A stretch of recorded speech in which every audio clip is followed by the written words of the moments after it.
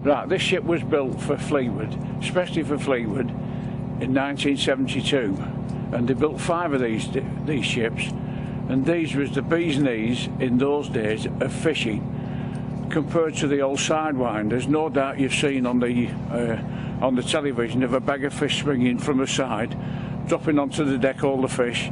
Well, on this ship we haven't got anything like that. It's all done from the stern.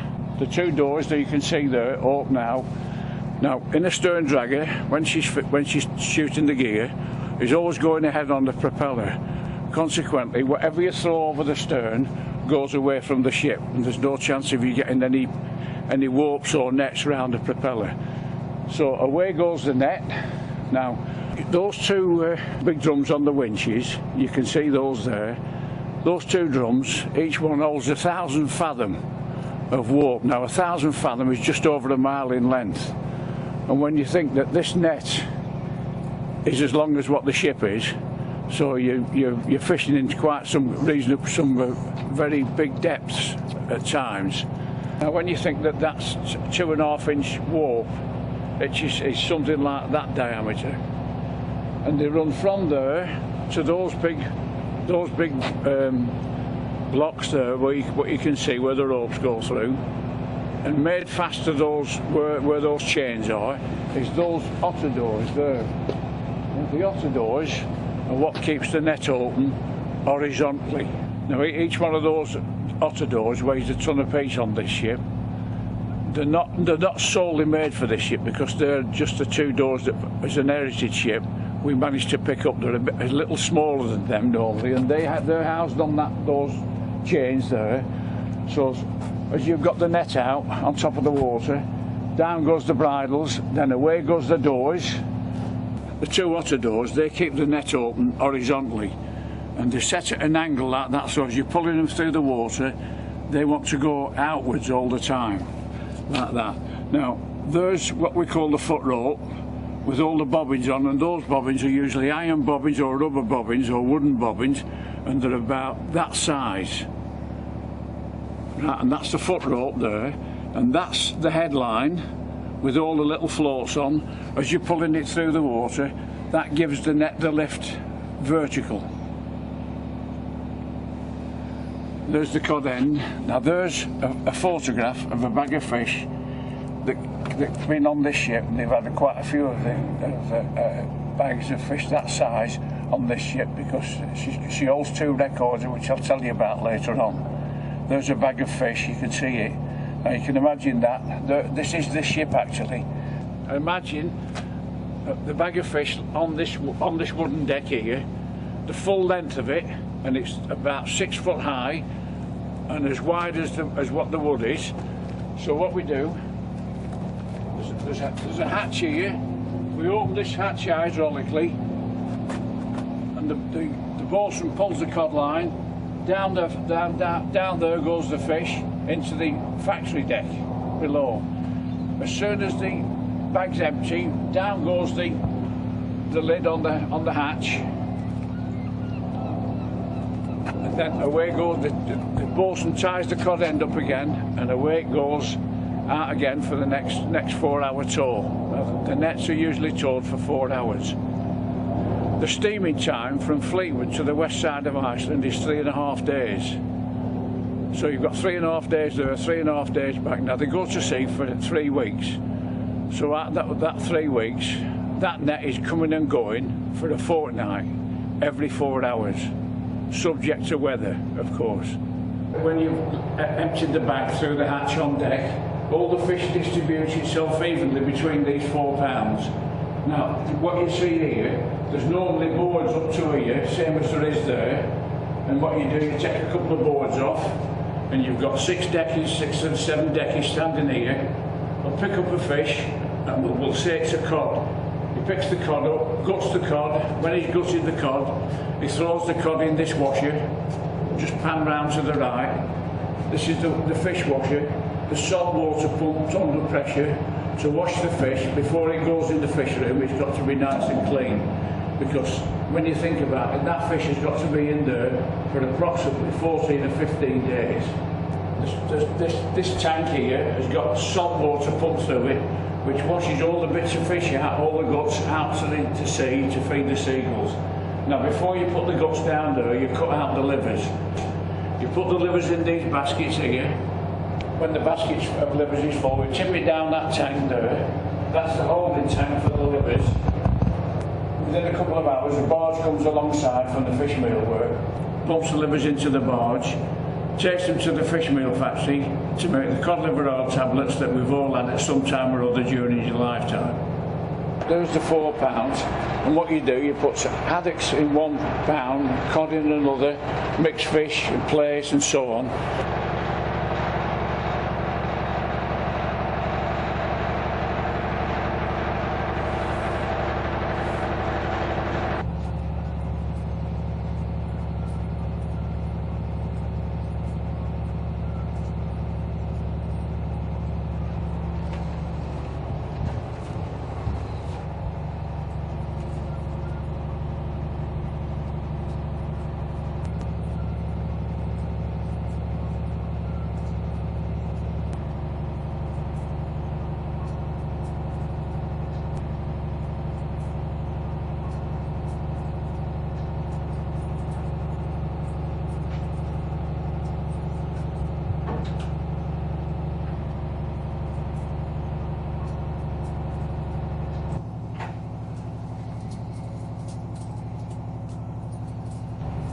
How I got involved in the inshore fishing, it was in the 30s. We used to help when the prawners used to come in on the beach and at the north end at Fleetwood.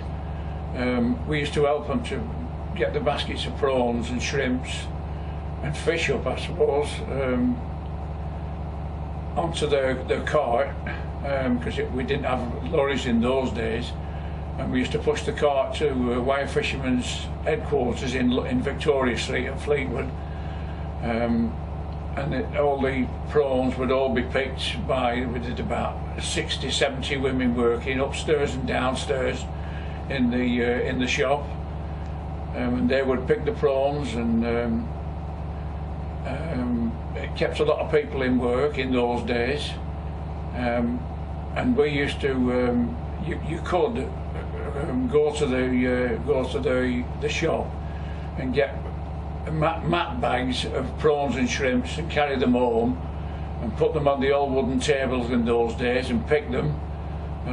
I used to have my mother and my grandma and two brothers, and when we used to come home from school, we used to work for at least an hour before we could go out and play, because we had to do this.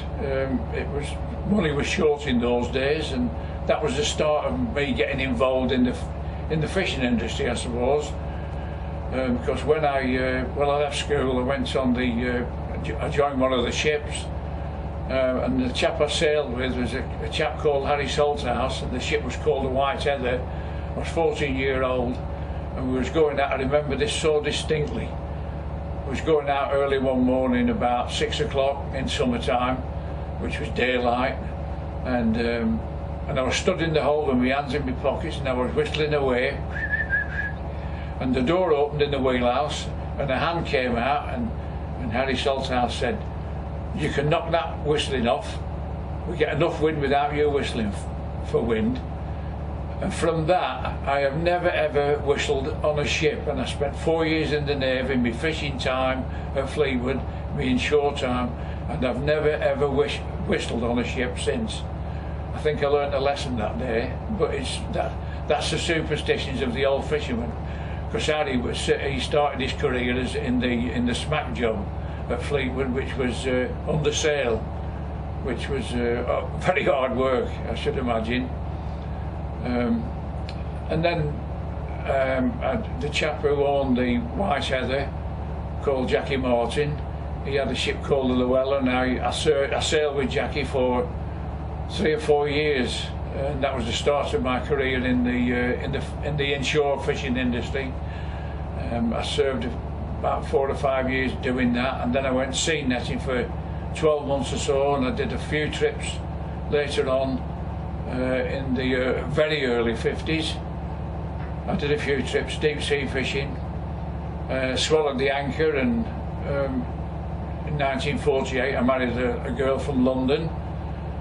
She came up here, and I suddenly decided I'd had enough of fishing. I'm going down to London. So she said, good idea. So we went down to London, and I got involved with a job. I saw an advert in the Evening Standard for blockmen, as they call them, what we call up here filleters. And I got this job in Billingsgate Market, and I spent 18 years down there. And I think I could say about 18 happy years. And I ended up the wet fish buyer. The firm I worked for was Associated Fisheries, and they had a branch which was the H&R department, which was the hotel and restaurant, and we used to supply all the fish to these people, all the canteens, Port of London Authority, all their canteens, and even down to all the top hotels, the Dorchester, the Grosvenor House, and all the big hotels. We supplied fish to them, and I bought fish for them when I was the buyer, the wet fish buyer. And we even had the Royal Warren, and we used to supply fish to the Queen or the King at the time, and then the Queen, and then after about 18 years, I suddenly said to my wife, "Shall we go back to Fleetwood?" So she wasn't too particularly keen with being a Londoner, but she abided by my wishes, and I came back to Fleetwood, and first thing I did, I went back fishing for about 12 months, and then I packed that in after about 12 months and bought myself a little van, and I started a fish round in Blackpool, and I finished that after 25 years. The last 25 years of my working life was involved in selling fish to people, to friends, not customers, to friends in Blackpool. I only went as far as the top end of Blackpool, which was going towards St Anne's, and that was as far as I went.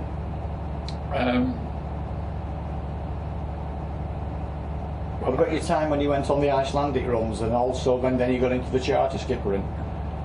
Well, I did in the 50s. I did 3 trips to sea, but I wasn't impressed with it. So I only did the 3 trips, and that's when I decided to go to London to live. It was a quieter life. What was it like up at Iceland? Well, it was like it always is up there. If it's nice weather, it's not so bad. But when it's rough, it's not too good really. But well, we had to do it. It was a job. I mean, I wasn't the only one that was doing it. There was hundreds and hundreds of people fishing up there in those days, up until the Cod War anyway. And I suppose when you think about the Cod War, it's well, the less said about that, the better.